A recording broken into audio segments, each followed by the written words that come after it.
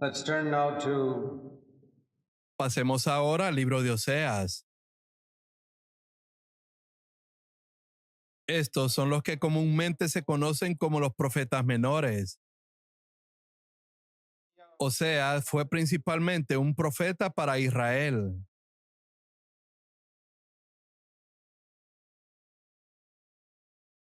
En el ministerio de Oseas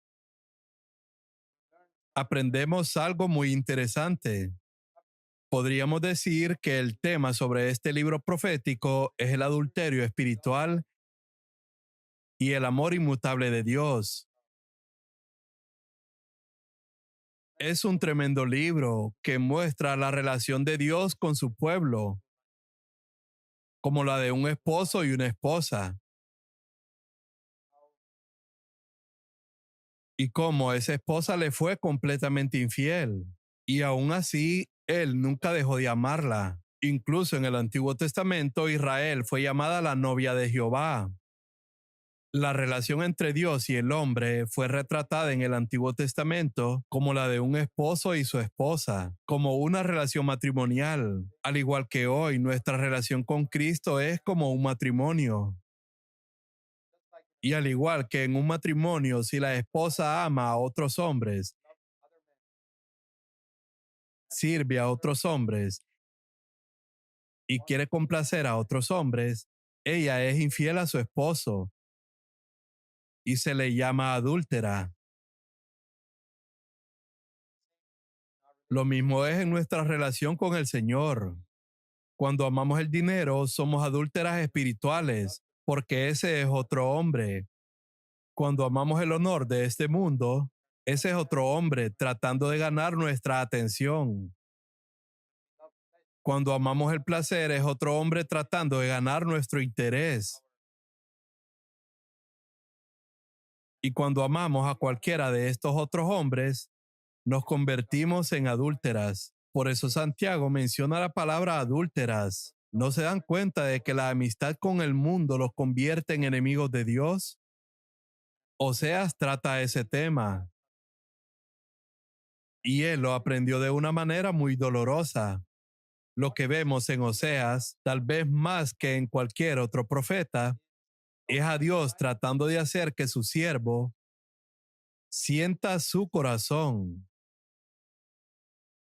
Este es el principio del verdadero ministerio profético. Incluso en el Nuevo Testamento, tenemos que sentir hacia el pueblo de Dios lo que Dios siente hacia ellos. Tenemos que mirar al pueblo de Dios de la manera que Dios los mira.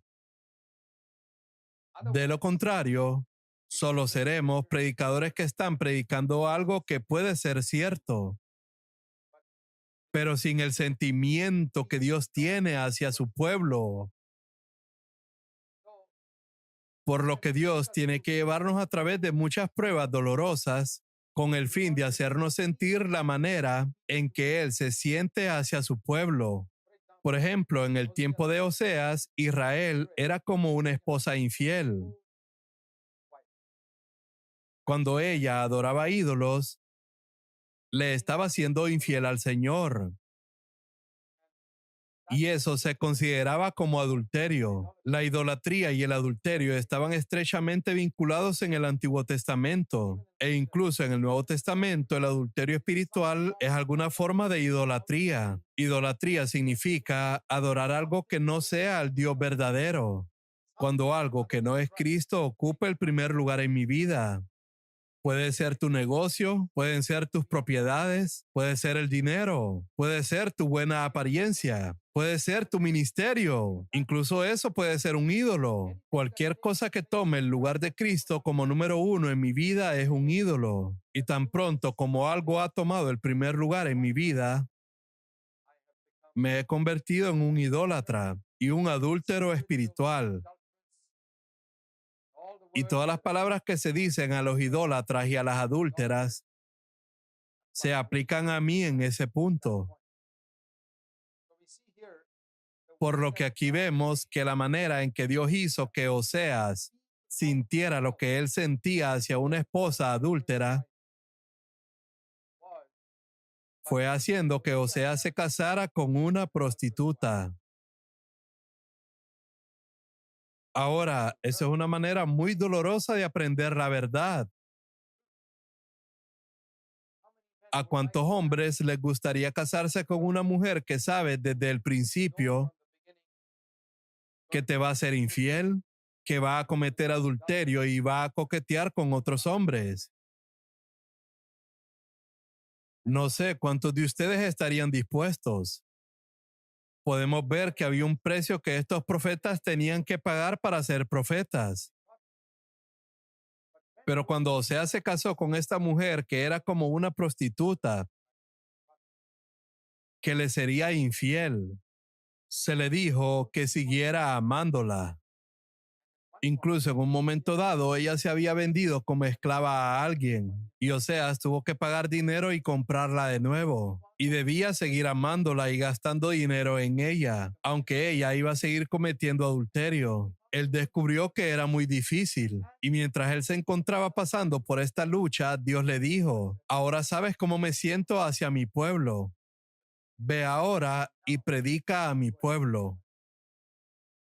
Así que aunque Oseas hablaba con severidad, había una voz de compasión en su mensaje de santidad. ¿Qué es lo que él está enfatizando? La santidad y el amor inmutable de Dios. Recuerda, estas dos cosas eran la carga de todos los profetas. La santidad en el pueblo de Dios y el amor inmutable de Dios por su pueblo. Incluso cuando están en adulterio espiritual y se han descarriado, Él siempre desea traerlos de vuelta. Él los castiga, pero quiere traerlos de vuelta después de que el castigo ha terminado. Jeremías dijo, después de que el castigo termine, Dios te traerá de vuelta. Oseas dijo lo mismo. Santidad es lo que Dios exige y cuando no la encuentre te va a castigar. Pero su amor es tan grande que Él quiere que vuelvas a estar en comunión con Él. Esta es también la esencia de todo ministerio profético en la iglesia. Un verdadero profeta en la iglesia de hoy siempre tendrá la misma carga que los profetas del Antiguo Testamento tenían, de que hubiera santidad entre el pueblo de Dios. No todos son llamados al ministerio profético, pero si un hombre es llamado al ministerio profético, su carga será la santidad entre el pueblo de Dios y el inmutable, sufrido y compasivo amor de Dios que quiere traer a su pueblo descarriado de vuelta a la verdadera santidad. Y creo que debe haber ministerio profético en cada iglesia. Si la iglesia ha de mantenerse viva y funcionando para Dios como debería. Así que ese es el tema principal de Oseas. Y Dios permitió que Oseas sufriera. Y dice en Oseas capítulo 1, versículo 2, cuando el Señor le habló por primera vez a Israel por medio de Oseas, le dijo al profeta, ve y cásate con una prostituta, de modo que alguno de los hijos de ella sean concebidos en prostitución. Era muy costoso ser un profeta. Y mira hoy cuánta gente quiere ser profeta. Ciertamente el precio en el Antiguo Testamento era bastante alto. Y déjame decirte que en el Nuevo Testamento pueda que Dios no requiera de cosas como esas hoy en día, pero el principio de Dios sigue siendo el mismo. Él tiene que llevarnos a través de un profundo sufrimiento con el fin de hacernos sentir su corazón. Si lees los sufrimientos por los que el apóstol Pablo tuvo que pasar en 2 Corintios capítulo 11, tantos peligros, tantas palizas, encarcelamientos, fue golpeado con vara, fue robado y no tenía suficiente ropa para mantenerse abrigado y no tenía comida. El propósito de todo era que este hombre sintiera el corazón de Dios para vivir cerca de él y escuchar el latido de su corazón. Ya sabes, cuando pasamos por pruebas estamos muy cerca del corazón de Dios y podemos escuchar los latidos de su corazón. Y sentimos eso cuando hablamos al pueblo de Dios. Hay mucha diferencia entre un predicador así y un hombre que solo ha adquirido muchos conocimientos por medio de leer libros o ver prédicas en video. ¿Quieres servir a Dios? ¿Quieres predicar como Dios quiere que prediques? Entonces, Pídele a Dios que te ayude a ver su corazón y a sentir su corazón. Y eso no lo conseguirás sentándote en una clase, sino pasando por pruebas. Tampoco lo conseguirás asistiendo a reuniones o leyendo libros. Todo eso es bueno, pero tenemos un gran deseo de obtener más conocimiento. Oh, si solo pudiera obtener más conocimiento, podría servir al Señor. O miras a algún siervo de Dios y dices, quiero servir al Señor de esa manera. Puedes hacerlo, pero no vendrá por el estudio ni viendo prédicas por video. Vendrá al permitir que Dios te quebrante, al pasar por sufrimientos profundos que nadie puede saber. Cualquier verdadero siervo de Dios que ha pasado por profundos sufrimientos sin que otras personas se den cuenta. La mayoría de las veces ni siquiera le dicen a otras personas por lo que han pasado. Así que recuerda esto. O sea, nos enseña que la única manera de ministrar eficazmente es pasando por profundo sufrimiento en nuestra vida personal. Y es diferente para cada persona. No es un estándar programado para todos los hijos de Dios. Él enseñó a Oseas de una manera. Le enseñó a Jeremías sin una esposa, pero lo metió en un pozo profundo. Y le enseñó a Pablo sin una esposa. Así que no hay un procedimiento estándar para todo el mundo, pero el principio es el mismo. Tienes que sufrir para tener un ministerio de Dios. En 2 Corintios capítulo 1, verso 4, Pablo dice, he pasado por pruebas y la fuerza que recibo en ese sufrimiento es lo que puedo transmitir a otras personas. De lo contrario, solo transmitimos conocimiento. Así que aquí leemos que él se casó con esta mujer llamada Gomer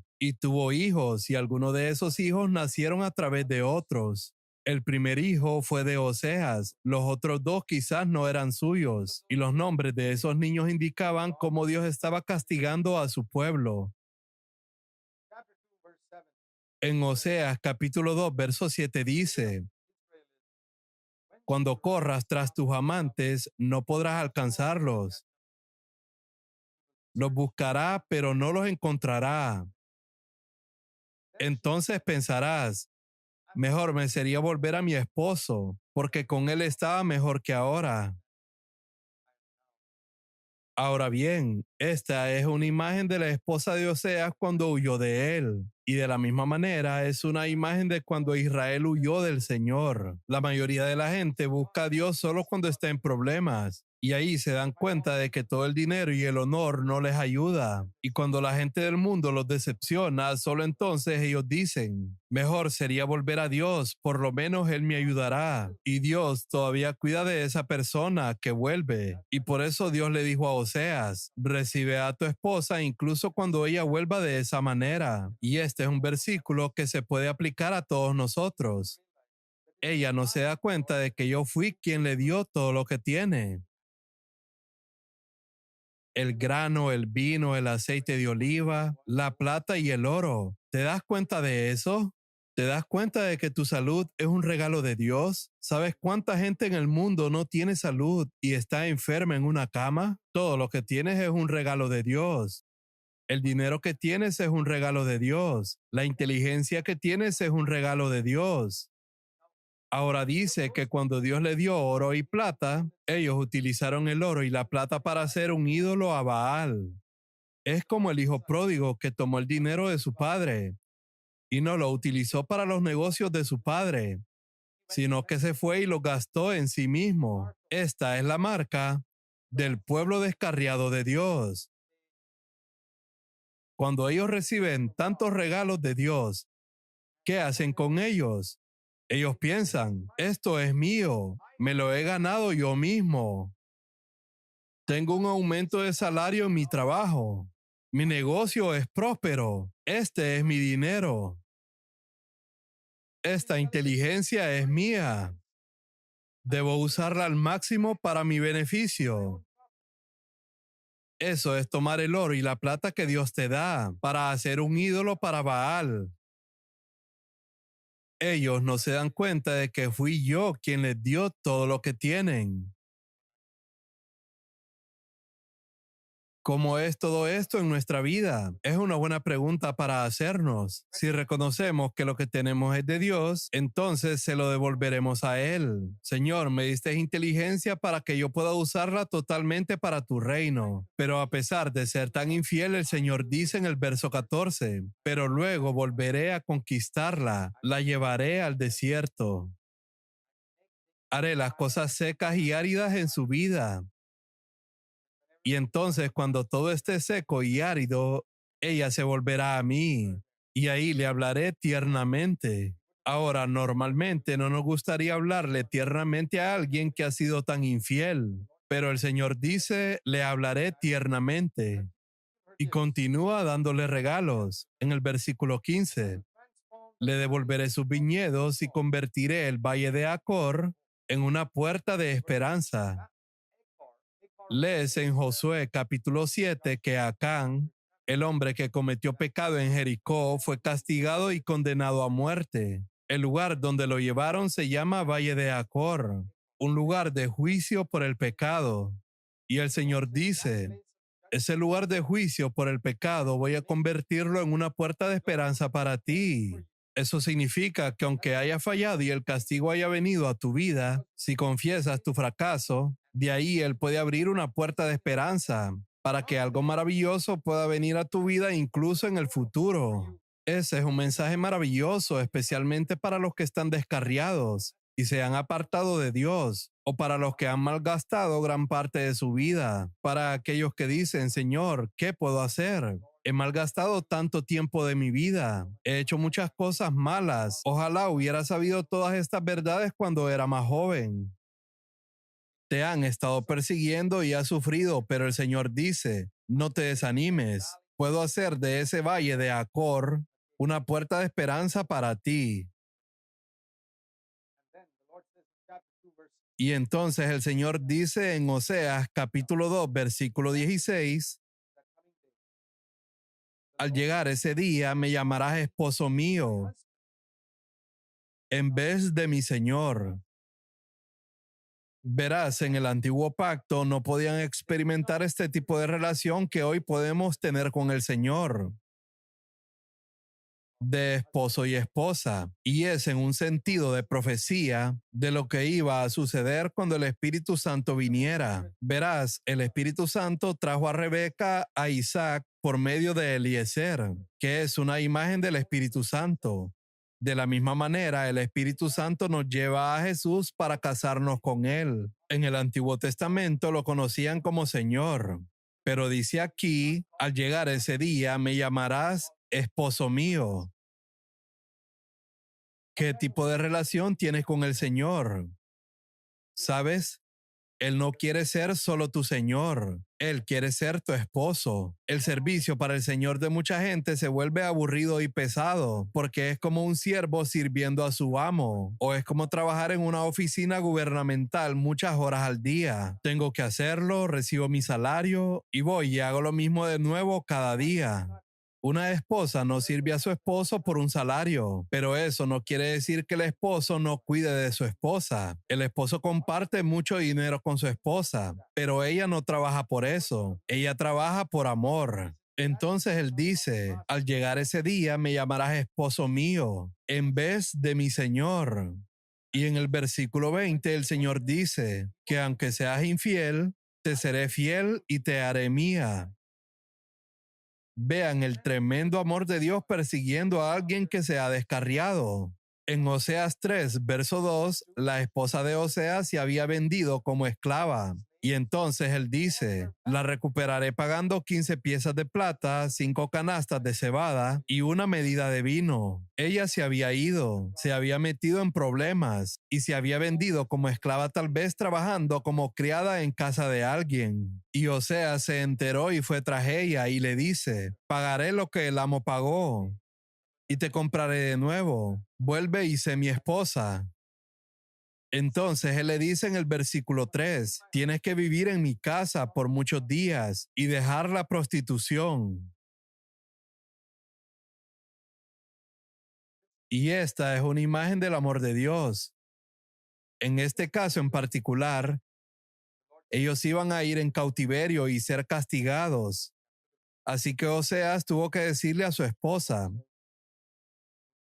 en este tiempo no tendrás relaciones sexuales con nadie más, ni siquiera conmigo.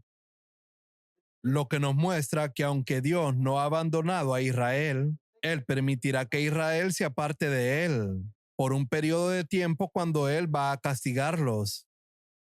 Esto muestra que Israel estará por mucho tiempo sin templos y sacerdotes o cualquier otra cosa, pero el deseo de Dios siempre es traer a su pueblo de vuelta a Él. De estas experiencias de sufrimiento que Oseas tuvo en los primeros 3 capítulos, él comienza a predicar del capítulo 4 en adelante y él dice algunas palabras fuertes, pero recuerda que el trasfondo de todas estas palabras fuertes son a causa de estas experiencias que él había pasado, por lo que no significa que porque tenemos esta experiencia nos volvemos blandos, sino que nos volvemos firmes pero con compasión por el pueblo de Dios.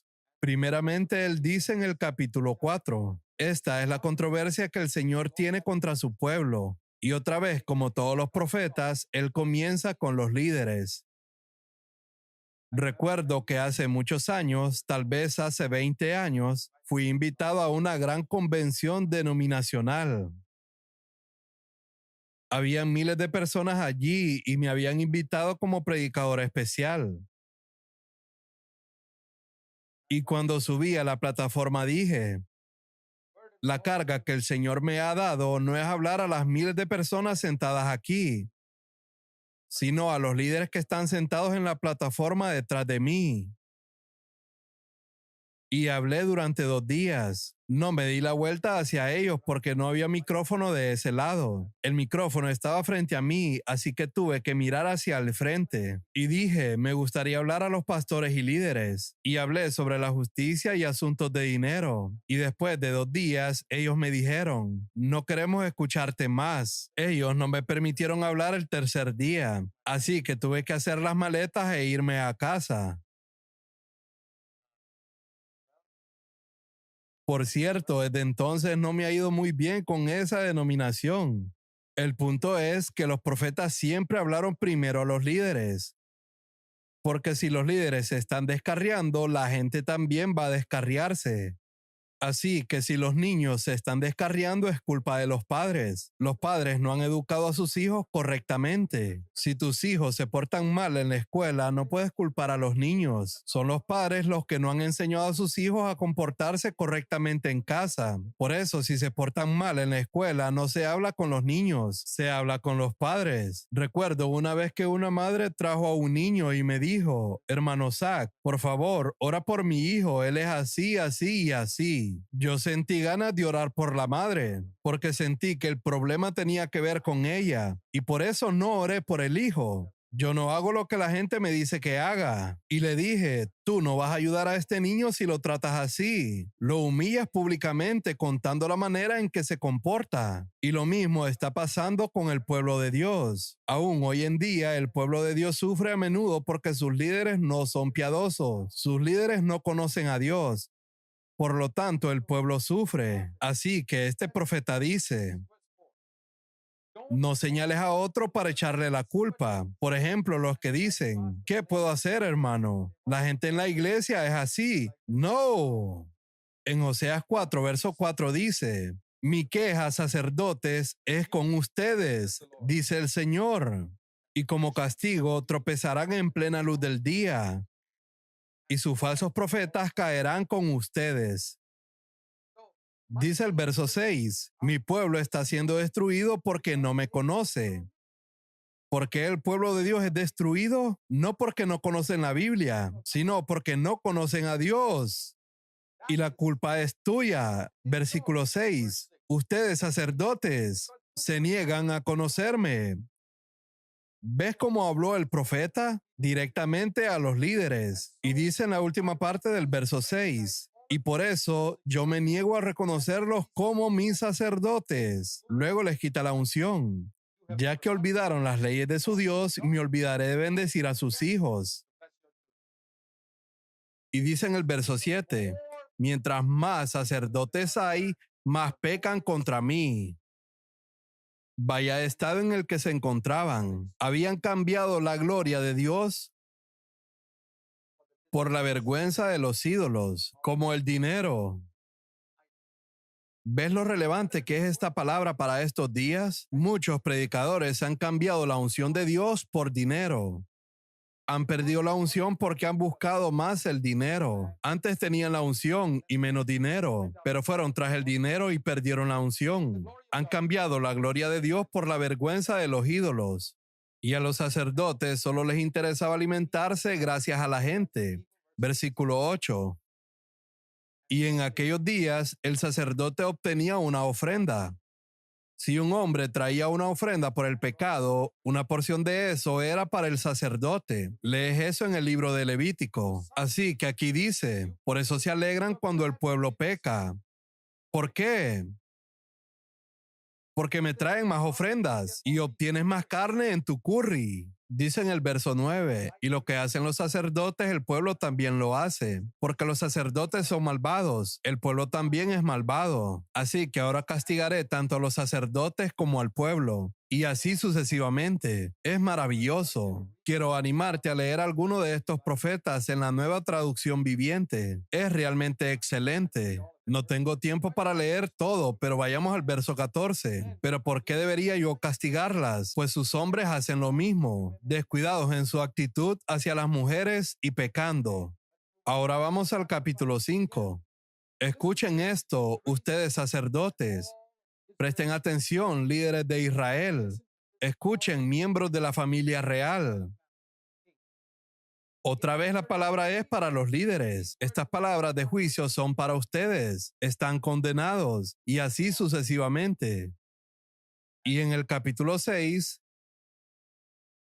se habla acerca de volver al Señor. A veces pasa que cuando escuchas un mensaje dices, oh Señor, lo sentimos mucho. Y ellos dicen, vengan, volvámonos al Señor. Él nos despedazó. Usualmente solemos volver al Señor después de haber sido despedazados, pero ahora nos sanará, nos hirió, pero ahora vendará nuestras heridas. Dentro de poco tiempo Él nos restaurará. Oh, si conociéramos al Señor, esforcémonos por conocerlo. Él nos responderá. Pero, ¿cuál es la respuesta del Señor a esta actitud aparentemente arrepentida? Si no tienes discernimiento al leer los versículos 1 al 3, dirías, alabado sea el Señor, hay un avivamiento. Enviarías un informe de inmediato al día siguiente diciendo, ayer tuvimos un avivamiento, y enviarías el número de personas que se arrepintieron. Pero Dios ve a través de eso y dice, no me engañan todas estas palabras. Versículo 4, pues su amor se desvanece como la niebla de la mañana. Él dice, todo este arrepentimiento es como la niebla que se encuentra sobre la hierba en la mañana, pero cuando vuelve después de una hora, toda la niebla ha desaparecido. Él dice, tu amor es así, tu arrepentimiento es así, no tiene sentido, no es profundo, y desaparece como la niebla a la luz del sol. Envié mis profetas para destrozarlos. Cortar a la gente en pedazos no es un ministerio muy emocionante para ser un profeta. Pero recuerda que este hombre ha sido cortado en pedazos en su vida privada con su esposa. Ha sido cortado en pedazos en los tratos de Dios con él. Y es desde ese trasfondo que él habla. En Oseas capítulo 6, versículo 5 dice, envié mis profetas para destrozarlos, para aniquilarlos con mis palabras. Te he amenazado de muerte y mi juicio ciertamente te alcanzará, tan cierto como que el día sigue a la noche. Si Oseas no hubiera tenido toda esa experiencia de sufrimiento en su vida privada, él no hubiera dicho esas palabras de una manera muy dura. No trates de imitar esas palabras si Dios no te ha llevado por el profundo valle del sufrimiento. Es muy emocionante ser un profeta en el púlpito, porque puedes conseguir honor, pero cuando intentas imitar a un profeta, sin Dios guiándote a través de este tipo de experiencias, serás un falso profeta. En primer lugar, pídele a Dios que te lleve a través de experiencias profundas, donde llegues a conocerlo, pruebas, sufrimientos y dolor. Entonces, Dios te hará su portavoz ante mucha gente. Camina con Dios en secreto y humíllate bajo lo que Dios envía a tu vida. Y él habla fuertemente aquí sobre el juicio y dice, quiero que demuestren compasión, no que ofrezcan sacrificios. Este es el versículo que Jesús citó. Quiero misericordia y no sacrificios. Oseas capítulo 7 verso 1 dice, yo quiero sanar a Israel, pero sus pecados son demasiado grandes. Samaria, la capital de Israel, está llena de mentirosos, ladrones y bandidos. Eso significa que los líderes de Israel estaban diciendo mentiras. Los líderes de Israel eran ladrones. ¿Qué es un ladrón? Un ladrón es una persona que toma dinero que no le pertenece. Cuando alguien manda dinero a un pastor para la obra de Dios y ese pastor usa ese dinero para comprar propiedades para sí mismo y en nombre de él y en nombre de sus hijos, ¿qué es él? Un ladrón. Eso es exactamente lo que Dios está diciendo. El dinero enviado para la obra de Dios está siendo utilizado para la compra de su propiedad privada. ¿Sabes cuántos casos de estos están ocurriendo aquí en este país? Y luego dice en el versículo 8, el pueblo de Israel se mezcla con paganos de otras naciones. Ellos adoptan estos métodos impíos de estos paganos. Eso mismo vemos hoy en la cristiandad. El pueblo mezclándose con gente mundana, adoptando métodos mundanos, adoptando estándares mundanos, adoptando procedimientos comerciales mundanos en la obra cristiana y adoptando métodos de los psicólogos en la predicación. Hay mucha predicación hoy en día desde los púlpitos cristianos que es pura psicología, no es la palabra de Dios. Y el Señor dice, se vuelven tan inútiles como un pastel a medio cocer. Por un lado está cocido y por el otro lado está crudo. En el capítulo 8, verso 12, habla del desprecio del pueblo hacia las leyes de Dios. En el capítulo 9, verso 1, él dice, oh pueblo de Israel, no te alegres como lo hacen otras naciones. La Biblia está llena de exhortaciones a regocijarse. Regocíjate en el Señor, regocíjate en el Señor, regocíjate en el Señor. Pero aquí hay un versículo que dice, no te alegres como lo hacen las otras naciones, pues has sido infiel a tu Dios, alquilándote como una prostituta y rindiendo culto a otros dioses. Una persona que ama el dinero, ama el honor, ama el placer y ama tener una vida cómoda, esos son sus dioses a los que adora. Cuando él viene el domingo por la mañana a la reunión y grita y alaba a Dios, ¿sabes lo que Dios dice desde el cielo? No te regocijes. Yo no escucho todo eso.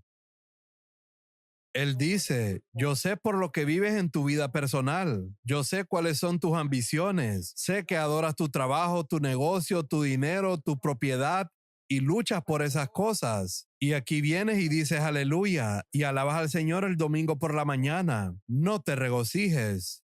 Así que a veces Dios dice cosas que nos sobresaltan. Y por eso un profeta es la persona más incomprendida en el Antiguo Testamento y en el Nuevo Testamento. En el capítulo 10, versículo 12 dice, labrar la tierra dura.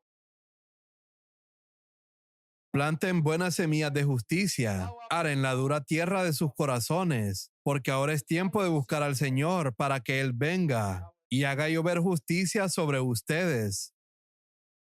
Y luego sigue hablando del amor de Dios. Capítulo 11, verso 1. Cuando Israel era niño, yo lo amé. Y continúa en Oseas, capítulo 12, versos 7 y 8. La gente se comporta como astutos comerciantes que venden balanzas fraudulentas. Les encanta estafar. Israel se jacta, yo soy rico, sin ayuda de nadie hice una fortuna, pero ahora escucha esto.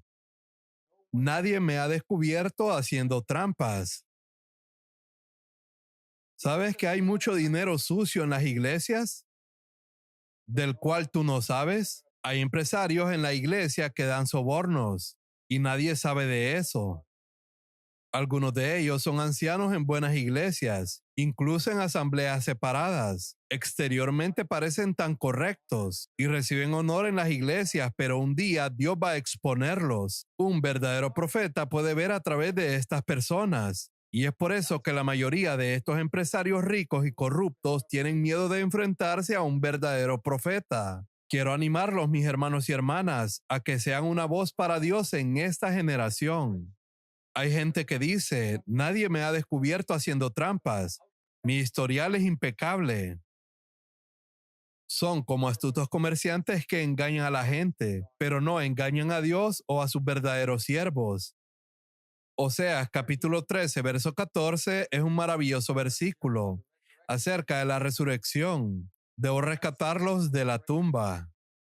Y en el capítulo 14 el Señor los llama de regreso. Regresa, oh Israel. No solo digas como dijiste en el capítulo 6, voy a volver. Regresa y abandona tus pecados, porque tus pecados te hicieron caer. Dile al Señor, perdona todos nuestros pecados y recíbenos con bondad para que podamos ofrecerte nuestras alabanzas. Una expresión del Nuevo Testamento que encontramos en Hebreos capítulo 13, el sacrificio de alabanza.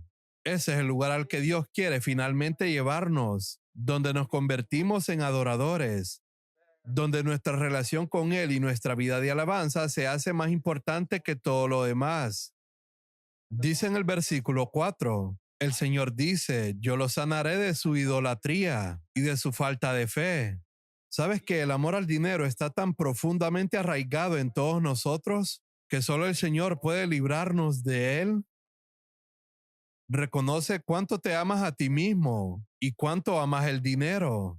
Recuerdo una vez que le dije a un hermano, creo que tu problema es el amor al dinero. Y él me respondió, oh no, hermano Zach, yo me libré de eso hace mucho tiempo. Entonces yo le dije, bueno, tú eres mejor que yo, porque yo todavía estoy luchando contra eso. ¿Tú estás luchando contra el amor al dinero? ¿Crees que estás libre de él? Dios tenga misericordia de ti si crees que estás libre de él. El amor al dinero es como una gran cebolla. Pelas la primera capa de cebolla. ¿Queda algo? Sí, si quitas la segunda capa de cebolla, sigue otra capa. El pecado es así. Tú crees que estás libre de él, pero eso solo demuestra lo ciego que estás. Cuando Dios te da entendimiento, te das cuenta de que aunque hayas quitado 25 capas del amor al dinero, todavía hay más capas. Quiero que esa cebolla baje a 0 capas. ¿Cuántos de ustedes están en la búsqueda de eso? Cada pecado es así, la codicia con los ojos, el adulterio, son como una cebolla y hay muchas y muchas capas hasta que llegas al centro. Avancemos hacia la perfección. Versículo 9, que los sabios entiendan estas cosas, que los que tienen discernimiento escuchen con atención. Los caminos del Señor son rectos y verdaderos, y los justos viven al andar en ellos. Así es como termina el libro de Oseas.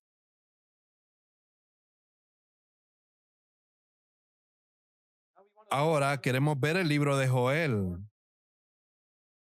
Es una profecía corta de 3 capítulos, y el tema de Joel es el día del Señor. En primer lugar, el capítulo habla de una plaga de langostas. Por cierto, Joel era un profeta de Judá, del reino del sur. Y el Señor lo envió en un momento en que había una terrible plaga de langostas que había arrasado la tierra y muchas de las cosechas habían sido devoradas. Y a veces en estas calamidades naturales tenemos que ver la mano de Dios y necesitamos de un profeta en tal momento para decirnos por qué esto ha sucedido. Leemos en 2 de Samuel, capítulo 21, versículo 1, que hubo una hambruna en el tiempo de David, que duró 3 años. Eso era anormal. Así que él comenzó a buscar al Señor diciendo, Señor, ¿por qué hay hambre? Y el Señor le dijo que la causa de la hambruna era un pecado que tenía que ser corregido. Y cuando el pecado fue corregido, el problema de la hambruna fue resuelto. La Biblia dice que a veces la enfermedad se debe al pecado. Primera de Corintios capítulo 11 parece señalar que algunas personas incluso mueren porque se hacen los tontos con el pecado y no toman en serio el partimiento del pan. Santiago capítulo 5 verso 16 dice, confiésense los pecados unos a otros y oren los unos a otros para que sean sanados. Así que cuando haya alguna calamidad, es bueno preguntarnos qué es lo que el Señor trata de decirnos. Incluso cuando tienes un accidente, siempre trata de escuchar qué es lo que el Señor trata de decirte. Hubo una plaga de langostas y en lugar de explicarlo con términos naturales, ¿por qué mejor no nos detenemos a decir, Señor, ¿hay algo que intentas decirme a través de esto? Dios puede tener algo que decirte a través de esto. Siempre es bueno escuchar lo que Dios tiene que decir y eso puede protegerte de cosas más serias y de calamidades en el futuro. Recuerdo momentos en los que andaba en mi moto y he tenido pequeñas caídas o tropiezos. Por la gracia de Dios nunca he herido a nadie en estos 40 años, ni me he roto ningún hueso. Pero he tenido pequeñas caídas y algunos rasguños, y he llegado a casa y he dicho, Señor, ¿qué estás tratando de decirme? Y el Señor me dice, debes conducir un poco más despacio, estás conduciendo muy rápido. Así que estoy agradecido por palabras como esa. Me lo tomo en serio e intento tener cuidado. Y eso me puede salvar de un accidente más grave en otro momento. De cualquier cosa, sea grande o pequeña. Cuando sucede algo que no es normal o bueno, como una enfermedad o accidente, pregúntale al Señor, ¿qué estás tratando de decirme? Tal vez el Señor solo te está diciendo que confíes más en Él. Entonces hubo una plaga de langostas y en el versículo 2 vino un profeta que les dijo, oigan esto, líderes del pueblo. De nuevo, el profeta habló a los líderes. Dice en el verso 2, oigan esto, líderes del pueblo, escuchen todos los habitantes de la tierra. En toda su historia, ¿había sucedido antes algo semejante? No. Esto es Dios tratando de hablarte. ¿Has tenido alguna experiencia como esta en la que el Señor tenga que preguntarte esto en tu vida? ¿Había sucedido antes algo semejante? ¿Qué es lo que estoy tratando de decirte a través de esto? Detente y escucha. Y cuando escuches y oigas que Dios te está castigando por tus pecados y te arrepientes por esos pecados y los corriges, entonces, versículo 3, cuéntenlo a sus hijos en los años venideros. En las futuras generaciones puedes decirle a tus hijos, papá iba por mal camino, pero entonces Dios me habló, me juzgó y me dio un tipo de castigo y pude volver a sus caminos. Ahora, niños, cuéntenselo a sus hijos, pásenlo de generación en generación, para que sepan cómo temer a Dios. Así que eso era lo que el Señor estaba diciendo. Luego dice, todos ustedes están borrachos. Por ejemplo, tú puedes estar borracho de confianza en ti mismo, diciendo, no, no he hecho nada mal. Y entonces no eres capaz de oír lo que Dios está diciendo. Así que Joel dice, despiértense borrachos y lloren. No hay fruto en su ministerio. Todas las uvas están arruinadas y se acabó el vino dulce. ¿Cuál es la razón? ¿Es la voluntad de Dios que seamos infructuosos? No. Jesús lo dijo muy claro en Juan capítulo 15, verso 16. Yo los elegí a ustedes. Les encargué que vayan y produzcan frutos duraderos. Por esto demuestran que son mis verdaderos discípulos. Así que es la voluntad de Dios que seamos fructíferos, ya sea en nuestro carácter, que venzamos nuestra naturaleza que heredamos de Adán y produzcamos el fruto del Espíritu, y fructificar en nuestro ministerio cualquiera que sea nuestro llamado en particular. Pero él dice, mira esto, las langostas lo han destruido todo y a ti no parece importarte en absoluto. Dice el verso 12, y la alegría de la gente se marchitó con ellos. Cuando pierdes tu alegría, puedes estar absolutamente seguro de que eres alguien descarriado. Un verdadero discípulo de Jesús está lleno de alegría. Puedes tener muchas pruebas y penas, pero cuando la alegría se ha marchitado y también se ha secado, tú sabes que eres alguien descarriado.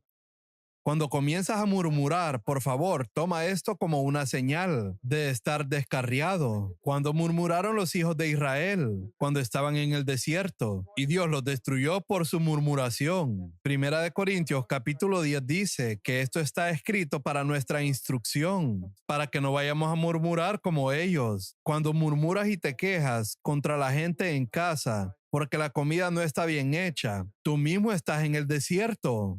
Por favor, recuerda eso. Cuando la alegría se seca, es porque estás descarriado. Entonces, ¿qué debes hacer? Dice el verso 13, ustedes sacerdotes, vístanse de tela áspera y oren ustedes, los que sirven ante el altar. Vengan, pasen la noche vestidos de tela áspera. Ustedes, ministros de Dios, proclamen un tiempo de ayuno, convoquen al pueblo a una reunión solemne.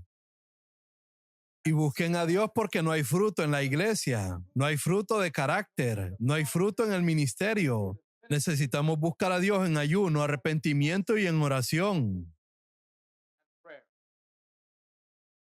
En el capítulo 2, verso 1 dice, toquen las trompetas en Jerusalén, en la iglesia, den la alarma, este es un asunto serio. Que todos tiemblen de miedo porque está cerca el día del Señor. El día del Señor aparece en el capítulo 3, pero en el capítulo 2 nos dice cómo estar preparados para ello. Es un día de oscuridad y juicio. Un tiempo cuando el miedo se apoderará de la gente. El Señor dice, mientras haya tiempo, verso 12, antes de que llegue ese día, vuélvanse a mí ahora. Entreguen su corazón, acérquense con ayuno, llanto y luto. Dice en el verso 13, no se desgarren la ropa en su dolor, sino desgarren sus corazones. Regresen al Señor su Dios, porque Él es misericordioso y compasivo, lleno de bondad, y no está ansioso de castigarte. Quién sabe, quizás les suspenda el castigo y les envíe una bendición en vez de una maldición. Toquen la trompeta en Jerusalén, verso 15. Proclamen un tiempo de ayuno, reúnan a toda la gente. Este es el único lugar donde se les dice que hagan públicamente un ayuno y oración como iglesia. Llamen a los ancianos, los niños, aún a los bebés. Llamen al novio de su habitación y a la novia de su cuarto de espera. Dice el verso 17, que los sacerdotes, quienes sirven en la presencia del Señor, se levanten y lloren entre la entrada del templo y el altar. Que oren, perdona a tu pueblo, Señor. No permitas que tu preciada posesión se convierta en objeto de burla entre los paganos. ¿Sabes que los cristianos son objeto de burla entre los paganos? Hace algún tiempo escuché hablar de una reunión en una parte de la India en la que algunas personas afirmaban curar a los enfermos. Ya sabes, estos anuncios que dicen los ojos de los ciegos serán abiertos. Así que ellos tuvieron una reunión con este hombre que decía tener el don de sanidad. Y algunos fundamentalistas anticristianos llegaron a esa reunión con algunos enfermos y un médico, y los llevaron al frente pidiendo a este hombre que por favor los curara. Y por supuesto, este hombre no pudo curar a ninguno de ellos, porque era solo un engaño. Y luego estas personas rompieron el sistema de sonido y todo en la plataforma y dijeron, no engañes aquí a la gente diciendo de que puedes curar a los enfermos, cuando nadie está siendo sanado. Yo pienso que si yo hubiera estado en esa reunión, habría estado 100% de acuerdo con lo que esa gente dijo. No engañes a la gente diciendo mentiras. Y los cristianos han hecho cosas como esas, que los han hecho objetos de burla. Señor, ten misericordia de nosotros. Cuando venga la gente incrédula, seamos honestos y no pretendamos tener dones que no tenemos. Si tienes el don de sanidad, adelante, ejércelo. Pero no vayas por ahí diciendo que tienes un don cuando no lo tienes. Jesús no anduvo por ahí anunciando, soy el gran sanador. He venido a la ciudad. Él no tenía que anunciarse. Él en realidad sanó a los enfermos y todo el mundo lo supo en poco tiempo. Eso es solo un ejemplo de cómo los cristianos se han convertido en objeto de burla entre los incrédulos por su propia culpa.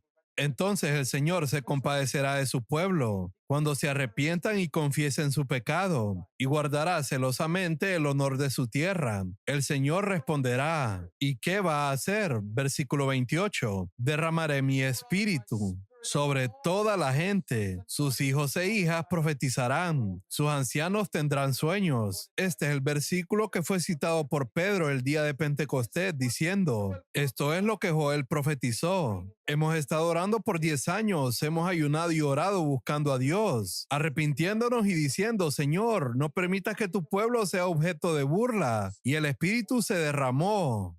Quiero animarlos, hermanos míos, a ayunar, a tocar una trompeta. Hagan que la gente busque a Dios. Gente que esté preocupada de que el nombre de Jesús está siendo deshonrado en nuestra tierra. Vaya palabra profética tiene Joel hoy para nosotros.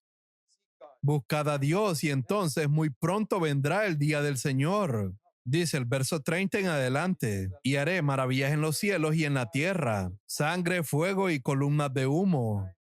Y antes de que eso suceda, versículo 32, todo el que invoque el nombre del Señor será salvo. En el capítulo 3 se describe el juicio futuro, el reino milenial de Cristo.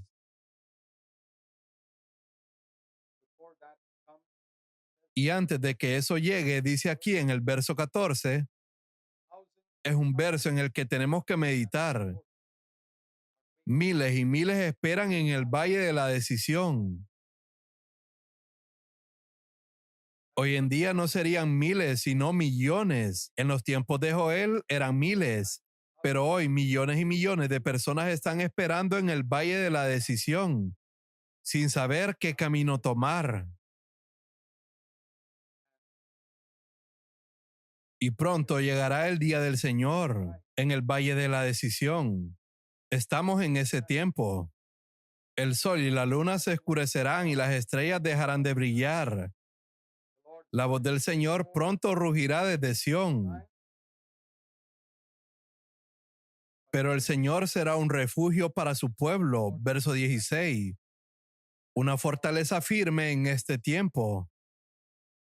El verso 17 está hablando del reino milenial de Cristo. Cuando venga a la tierra, habito en Sión, mi monte santo. Jerusalén será santa para siempre. Significa que no habrá más reincidencia y los ejércitos extranjeros nunca más volverán a conquistarla. Dice el verso 19. Sin embargo, Egipto se convertirá en tierra baldía. Egipto se refiere al mundo y el faraón representa a Satanás, el gobernante del mundo. Edom representa la carne. Y ya sabes, tenemos tres enemigos: el mundo, la carne y el diablo.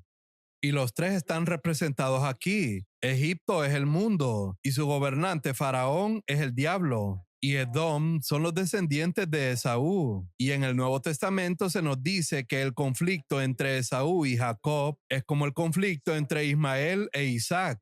Representan el conflicto entre la carne y el espíritu.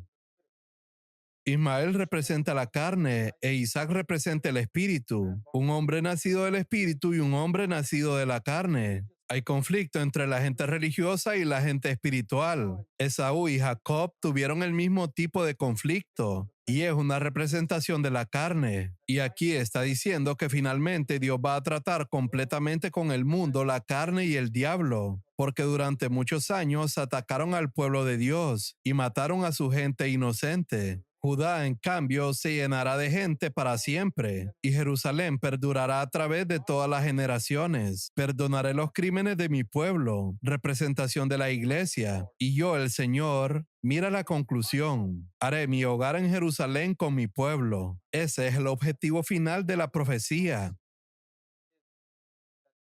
Que Dios pueda habitar en medio de su pueblo.